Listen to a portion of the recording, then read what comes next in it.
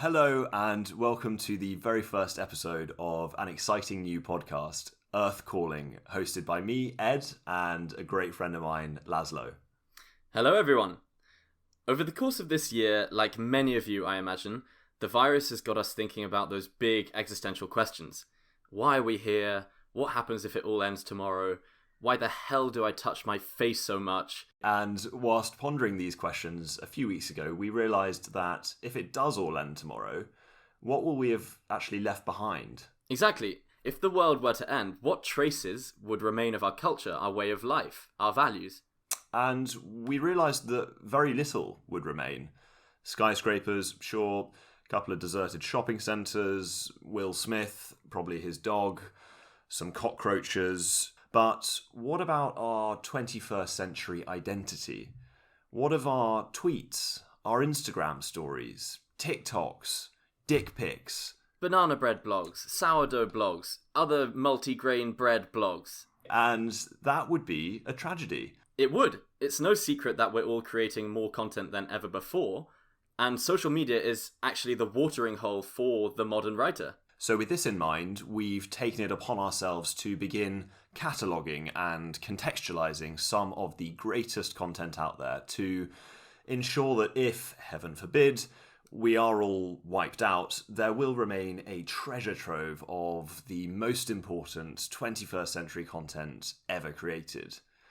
But how will this information reach other civilizations out there, I hear you ask? Well, that's a great question. What we're going to do is we're going to beam each episode out into space in the hope that someone somewhere will pick it up. Exactly. Either that or we load the episodes onto a bunch of hard drives and bury them in a doomsday bunker, like they've done with all of those, the plant seeds in Norway. Yeah, you're going to need to explain that one. Well, okay, there's basically this amazing Doomsday Vault, I think it's in Svalbard, where they've collected over 1 million different varieties of plant seeds, and they've basically stored them in this deep freeze that's like 150 meters below the surface, so that if things do go tits up, we've still got a record of all of the plants and stuff. Right. Or we just have to hope that they have Spotify on Saturn, or in fact one of Saturn's moons, which could potentially host human life, but that's another topic. Exactly. Although there was water discovered on the moon this past week, so yeah, this podcast could not be more relevant to today's climate. Good point, and we all know that water leads to eventually Spotify.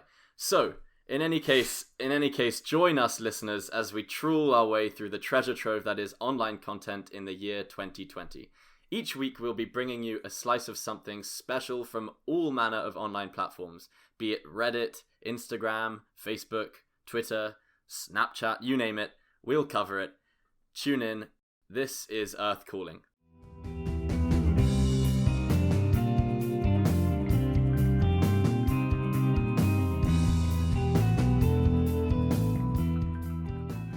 We thought it was only fitting to begin with the OG, the original gangster of online content, the daddy-o, the godfather, and that is, of course, Facebook, the Facebook.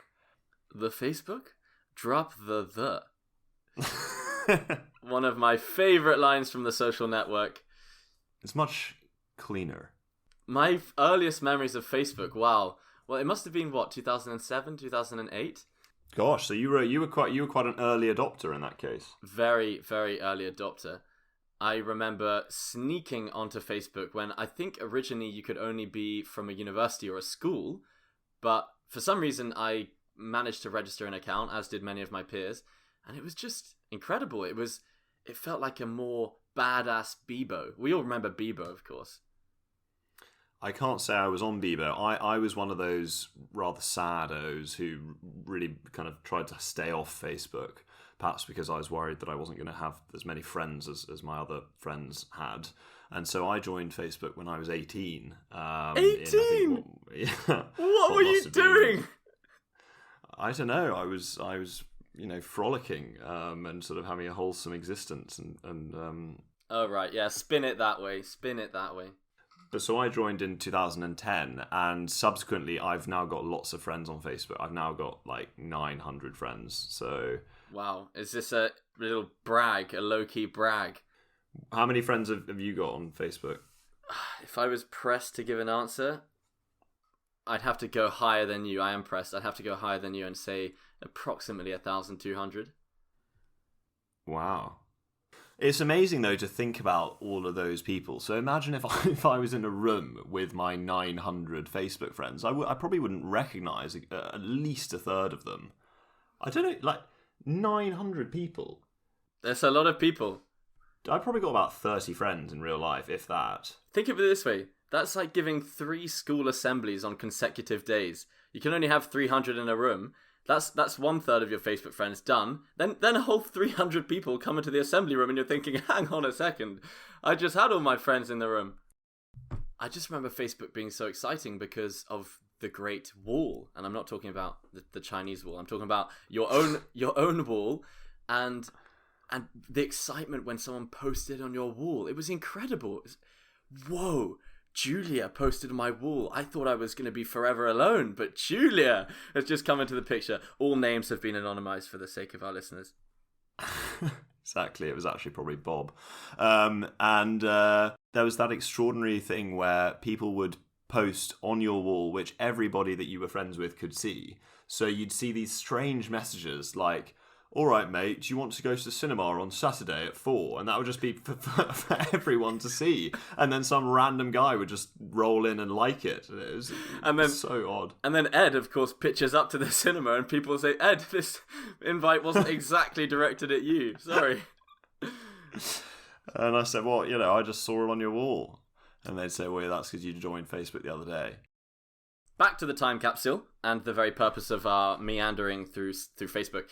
This week, I decided to look for some of the most weird and wonderful Facebook groups out there, and I came across one in particular that I'd like to share my experience from. Now, it involved a lot of scrolling. I just want to say that off the bat. I started off by typing the word Otter into Facebook, and then I filtered for groups, and I kept on scrolling, and again, it really was quite a lot of scrolling because you wouldn't believe how many Facebook groups dedicated to otters there are. And eventually, I came across a closed group of 106 members called the Singapore Otter Project. Okay, so it's quite an elite club, 106 members only, closed off. Did you had to submit an application therefore to get into this elite group? Precisely. I clicked submit and was very, very sad to see that I would have to pass through the first filter of judgment to basically prove fit for this group. And the first question was very simple. It was, when is the first time you saw an otter? So naturally I wrote, the first time I saw an otter, I was only 5 years old. I remember it like it was yesterday. My uncle and I were walking along a river when suddenly he said, "Look, an otter!" And I looked up, and lo behold, there was a grinning otter right in front of me. And lo, it was an otter. And lo, the otter spake forth. And then went on to the second question, which was, what is your favourite kind of otter? And I'm not going to lie, I wasn't very well prepared for this question, but after a quick Google, it became very clear how I should answer. So I said, that is a good question. My favourite kind of otter is the African clawless otter. I always thought it was slightly sad that while the other otters, such as the Eurasian otter and smooth-coated otter, got to have claws, the African clawless otter did not. Imagine being characterized in your species name as what you do not have. So it's like, yes, and the trunkless elephant of the lower Okavango Delta. The aggressionless brown bear. So I wanted to engage. That was my first thought. I wanted to engage this new community. And what better way to engage a Facebook group than to post a caption competition? So I found a picture of an otter who's just grappled a fish, is about to bite into it, and he's looking a bit sheepishly towards the camera. And I very simply wrote, caption competition, what's on this otter's mind?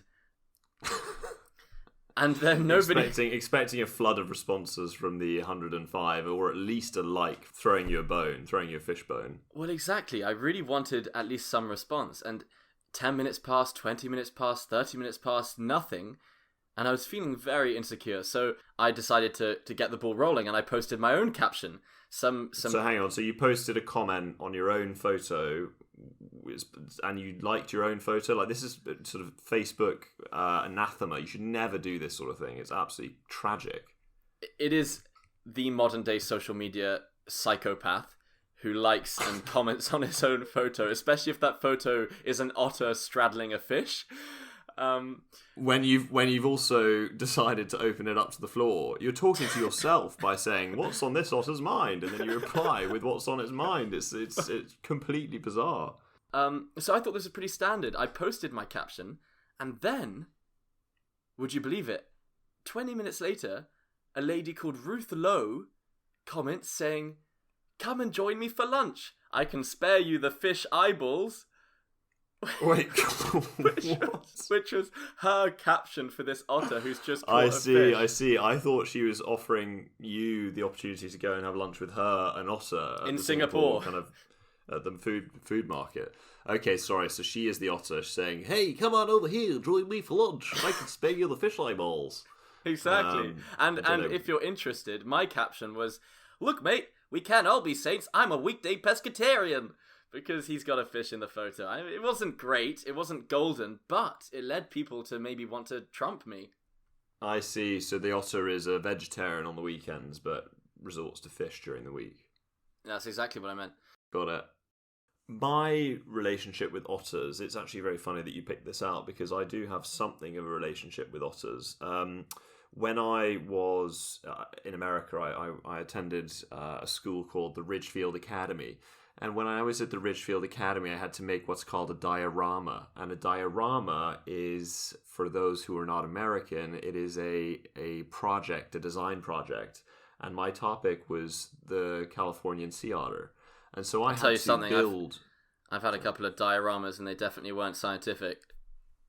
Right. So I had to build this installation on the topic of the Californian sea otter.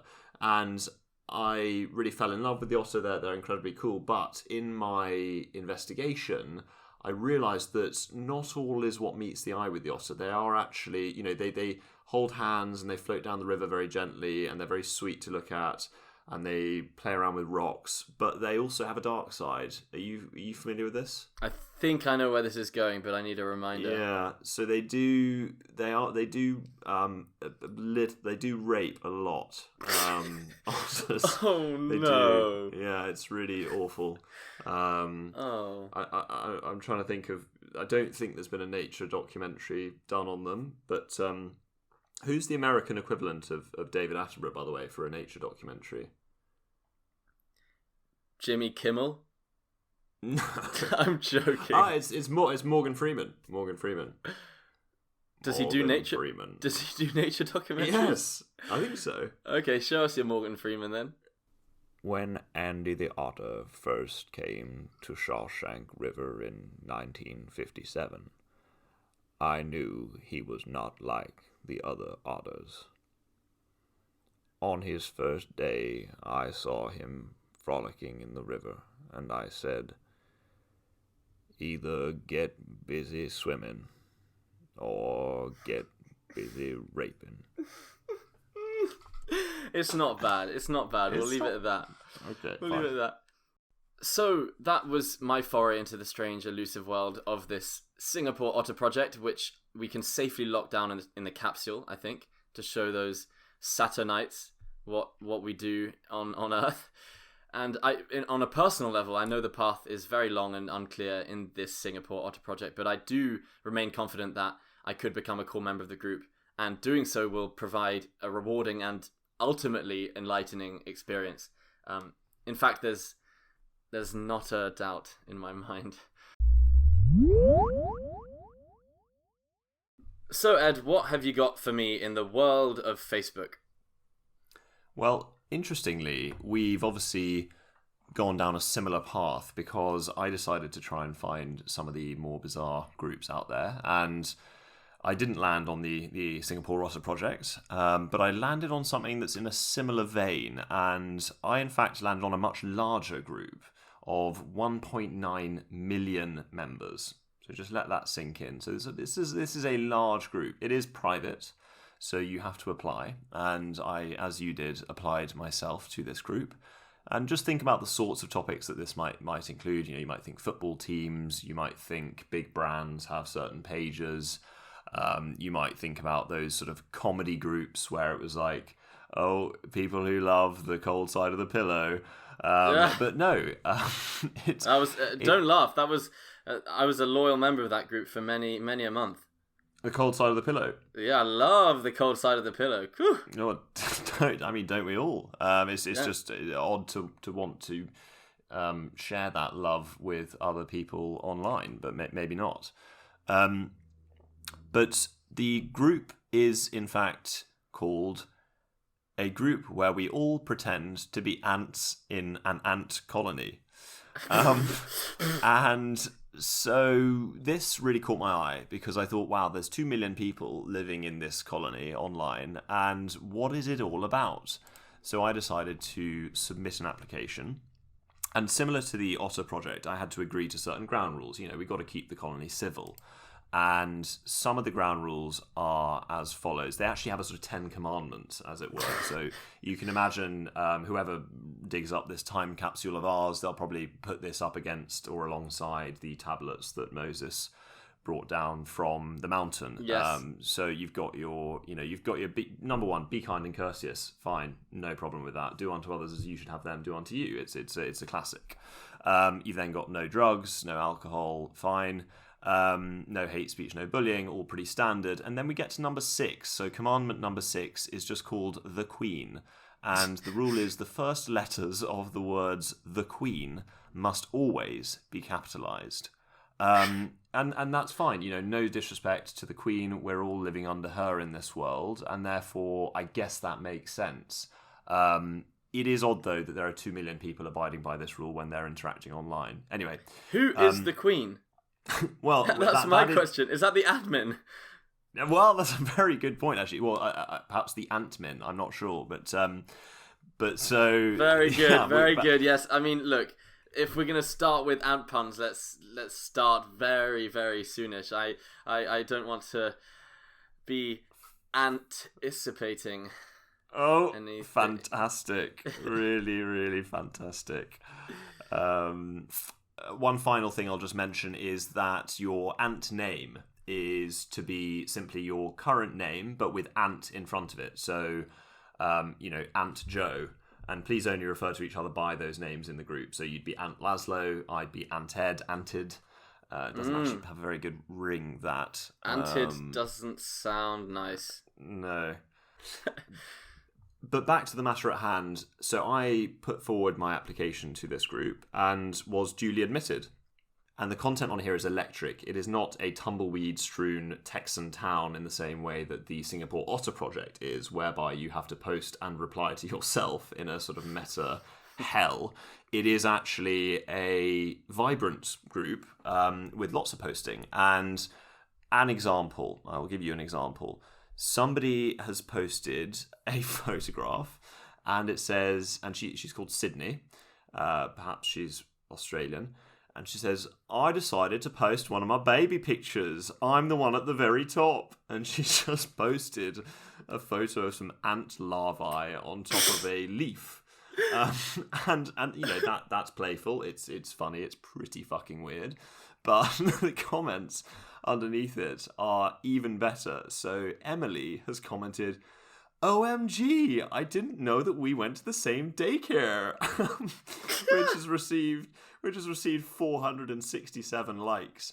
And Ryan has then responded going, hashtag only 90s ants will remember, which I think is wonderful. And that's I amazing. think that this group hits at a far greater social purpose in some ways. It's not just people talking about ants. This is a yearning for a sense of meaning and a sense of community and a sense of oneness at a time where, the edges are fraying and the center cannot hold. The world is in turmoil, and so people are enjoying the structure of the colony, and they're enjoying this flight of fancy. I also, while we've been talking about this, I've done a tiny bit of Googling, and I came across something very interesting called Nuno Sa Punso.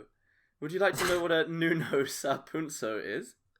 I would. It sounds like an Indonesian lunch. Not far off geographically. It's a Filipino superstition. So while you can't eat it, it still makes its way into your brain. And what they believe, they have this funny superstition about anthills, and they believe that in each anthill there's this gremlin who curses you if you come too close by it. And so these Nunos, they curse trespassers, and a curse may include the following. Number 1, swelling or pain on any part of the body. Number 2, vomiting of blood. Oh. Number 3, urinating black liquid. And, what? And number 4, excessive hair growth on the back.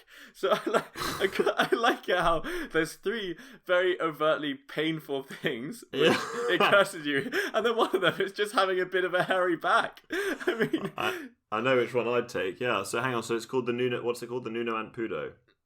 The Nuno Sa Punso.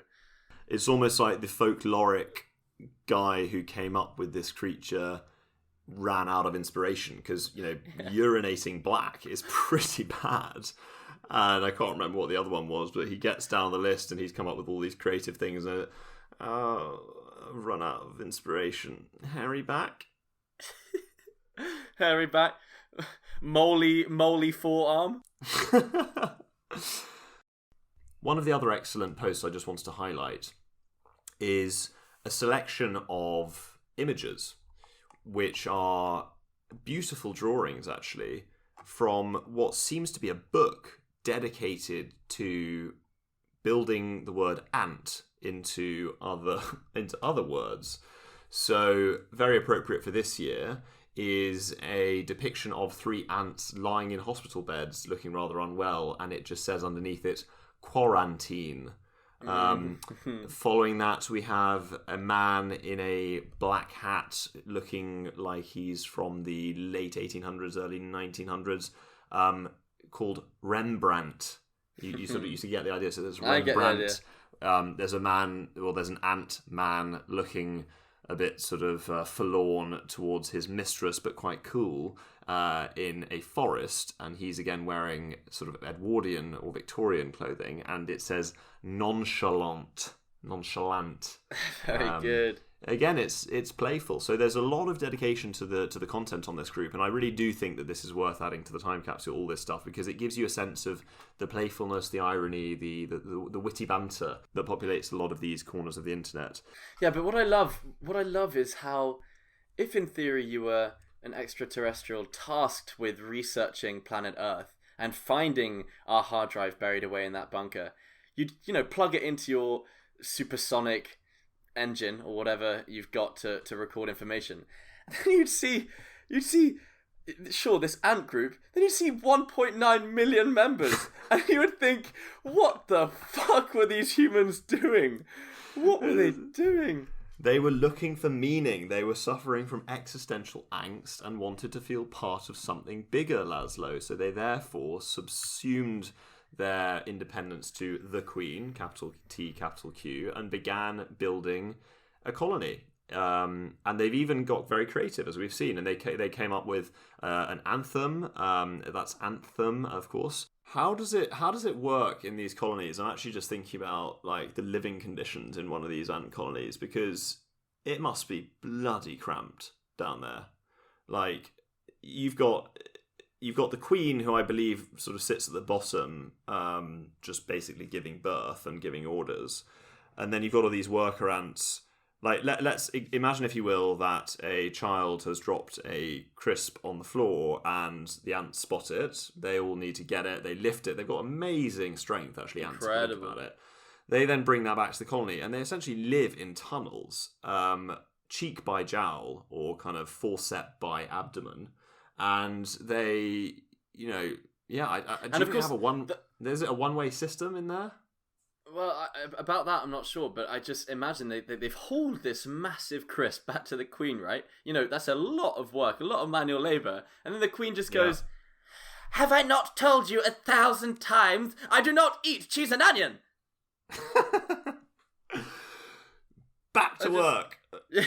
Yeah. All right, I'm pretty sure the guy dropped a salt and vinegar as well down the road. So we'll go see what he's got. Yeah, but I'm interested also in the logistics of the colony, though. Do they have dorms? Do they have like allocated sleeping spots? Is it a one-way system? Like, it's certainly not COVID compliant. I mean, Rona would rip through an ant colony like a hot knife through butter. That's true. They definitely don't comply with social distancing. Oh, yeah. Again, do you think they also have spotters where they're like, look, there's a fat kid, he's probably about to drop something, and then they're like watching with the binoculars, and then they see like a dollop of jam hit the floor, and they're like, right boys, looks like jam's back on the menu, and they get straight out there. And although jam is extremely difficult, they probably get stuck in it actually. Question: are there female ants that are not the queen ant, or is it just one female? Good question. I wonder. I think there's ants who are sterile. That's actually a thing that I came across. There are ants who are basically genderless, I think, and can't either contribute to the reproductive process as a male or as a female. But basically, and I was also reading into what makes a queen ant. And a lot of it's just chance, really, because it's just this ant that, for some reason, is bigger and more dominant than the other ants, and is, you know, giving birth at a monumental rate. And this kind of organically creates a process whereby the worker ants protect her in the middle of this colony, or whatever, in the kind of the royal chamber of this colony, let's say. And what's also interesting is that worker ants. It's very hierarchical, the system in an ant colony. So worker ants, you start off as an apprentice, fresh out of sixth form college, and you're really keen to, you know, get your hands dirty in some work, fixing those pipes, whatever, and you're thrown right into the royal bedroom. You got to guard the door. That's a pretty cool first job, yeah. Wow, so that's kind of that's like level 1. You're straight in there, fending off. But what are the threats? Are there threats from other ants? Like, or maybe there's anteaters. Imagine that, the tongue of an anteater getting down in there. There we go. But how are you going to fend that off? You know, you've just finished, as you say, you've just got your AS levels, or you've done your GCSEs, and you've gone in for the ant apprentice scheme. And before you know it, you're confronted with this massive sort of pink tongue that's bashing down the door. I mean, you're going to be wiped out by that. That's when the crisp comes in handy as a shield. You got these worker ants holding it up, and the anteater's got to make do with the cheese and onion, which the Queen famously rejected not long ago. So it all works out in the end, perhaps. But what I don't understand is, so does the queen ant basically become the queen through giving birth to more ants, and then they kill the other women? Is it some sort of like, or is it more of a Mean Girls style competition whereby it's like, oh, well, I gave birth to 50 ants today and you only gave birth to 35, so fuck you, Sarah. So as far as I understand, you've got one or more egg-laying queens, so these queens who are fertile and giving birth to lots of ants, and they give birth to sterile workers and soldiers who, by the way, are actually technically gendered as female but still can't reproduce. God, so they're pretty ahead of the curve then on the whole gender debate. So they identify, which way do they identify? Well, they identify as she. These workers and soldiers, they identify as she. Interesting. Yeah. So they identify as she, but they adopt traditionally masculine roles and do not have reproductive organs. Indeed. And then you've got sexual males and females, and these seasonally are winged. Winged meaning what? They fly. They fly? There aren't flying ants. Come on, mate. Are you joking? Of course there are. They're ants called that fly. I think they're called dragonflies, mate. No, they're called alates. They're winged reproductive ants from a social insect colony of ants. And they're sexually male. Sexually male. And identify as male. Probably as dragonflies. Oh, that's a real mind spinner. That's a mind spinner. Did you another interesting fact related to ants is that back in the day they used to be massive. So ants actually breathe through their skin, right? So they rely on the oxygen content of the air. And when there was much more oxygen in the Earth's atmosphere, I think, several tens of millions of years ago, ants and other insects were much larger because they were able to absorb more oxygen through their skin, which enabled them to grow larger. So you'd have ants that were the size of a chihuahua. I'm not joking. Hold on a Imagine second. That reminds me of Jumanji. Yeah. The Jurassic horrible, Park. horrible flying wasps of Jumanji. Yeah, it'd be terrifying. Imagine actually if a worker ant could literally come over, hit you over the head and take your lunch. Be like, this is for the Queen. The issue is that it wouldn't just be one worker ant. It'd be one worker ant non-socially distancing to a million other worker ants. And, suddenly you've got basically a country the size of Iceland. You've got a pandemic on your hands. Look, that's the last pun I'll have, okay? I'm fed up. I've had it up to here with these transgressions. Oh. But imagine, just marauding chihuahua-sized ants. Can you please stop saying chihuahua? Because now I see them as being cute and cuddly. And it makes them sound smaller than they actually were. They were probably more the size of a Doberman. A Doberman ant. It's big. Doberman. And then you had dragonflies, wasps. They're all huge. Like, we would have not lasted back then.